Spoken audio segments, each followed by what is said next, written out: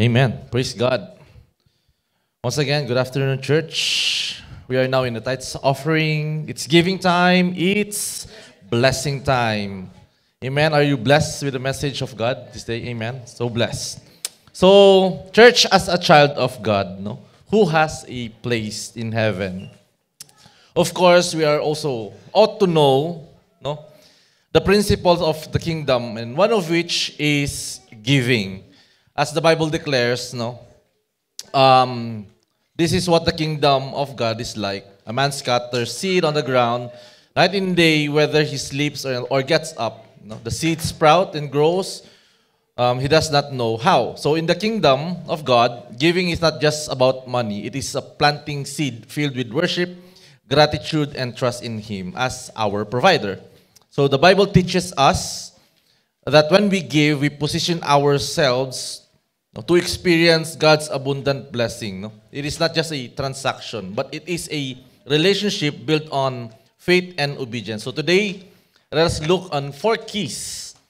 We keep ourselves walking in the fullness of blessing through giving. Next slide po. So, giving, key to staying full of God's blessing. No? Sounds family. Unang-una, one of the keys is, of course, glorify God. In Proverbs chapter 3, verses 9 to 10, sabi dito, honor the Lord with your wealth, with the first fruit of all your crops, then your barns will be filled to overflowing, and your vats will brim over with new wine. So to honor, of course, sa pag-aralan natin yan, it means respect, value, to give glory, and to give importance. So, and yung ibig sabihin ng honor, we should honor God with our wealth. And the Bible also teach us that the money is the least use of our faith. Amen?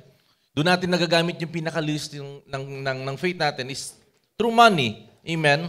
So church, to glorify God, no, or honor God with our wealth is the first and continuous step on being filled to overflowing. Amen? So God's desire for us is to overflow, not just to be filled and poured out, no? Yung malagyan ka tapos ma-pour out, matapon ka lang, maibuhos ka lang. No. God's desire for us is to be filled to overflowing. Yung mapuno ka hanggang sa umagos na yung pagpapala sa buhay mo. Amen? So the second key is to be, of course, thankful. Amen? So in John chapter 6, verse 11, Jesus then took the loaves and gave thanks and distributed to those who were seated as much as they wanted. He did the same with the fish. So ito yung eksena ng feeding of the 5,000. Amen? So, doon sa eksena na yun, the demand was really too much. Napakadami. 5,000. Tapos yung provision lang doon is 5 loaves and 2 fish. Amen? It was really insufficient kung titignan natin physically. And it was that 5 small loaves or barley loaves and 2 small fish. Pero tinanggap yun ng ating Panginoon. He took it and gave thanks. And the provision was multiplied to overflowing. Amen? So sabi diyan sa next verses in verses 12 to 13, when they had had enough to eat, he said to his disciples, gather the pieces that are left over. Let nothing be wasted. So they gathered them and filled 12 baskets with the pieces of 5 barley loaves left over by those who have eaten. Isipin nyo, tigi-isang basket yung bawat disipulo. Ganun kadami, ganun nag-overflow yung provision ng ating Panginoon. So, that is the power of thanksgiving. So, while some people see it as a room to complain, na parang hunti naman ito, Lord. It might be a room to complain. But as Christians, as a child of God, as a citizen of heaven, we see it as a room of thanksgiving and a miraculous provision from our living God. Amen?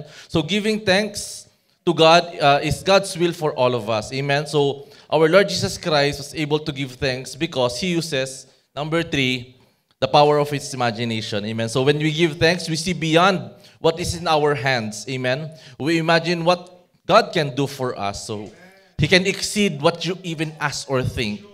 Just like what happened in the feeding of the 5,000, our Lord Jesus Christ saw the provision and give thanks for it. So when we are giving, it is not just the physical money that we are holding, but we should see it as a seed. Amen?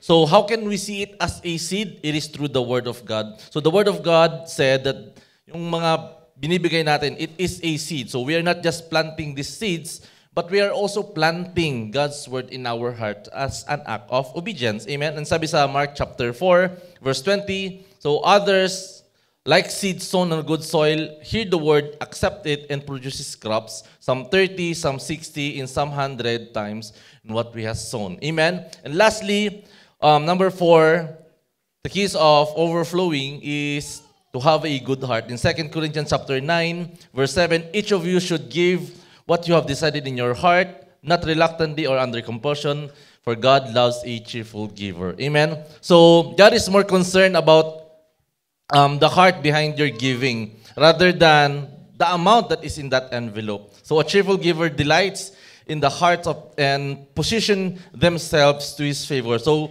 katulad lang napapansin ko lagi kay Elijah, he doesn't know the value kung anong binibigay niya. He doesn't even know pera pala yung binibigay niya. But he's so happily to do it. Why? Nakikita niya yung joy ng parents niya pag ginagawa niya yung pinapagawa namin sa kanya.